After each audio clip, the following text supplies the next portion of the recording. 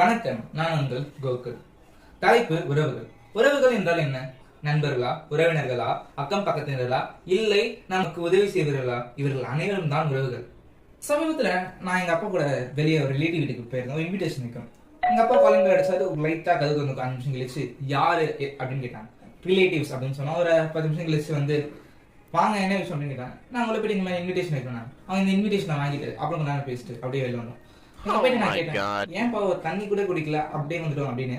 எங்க அப்பா அதுக்கு சொன்னாரு, இது நமக்கு நல்லதுதான்ப்பா, இன்னும் நம்ம நிறைய வீட்டுக்கு போகணும், அதனால நம்ம வந்துட்டோம்.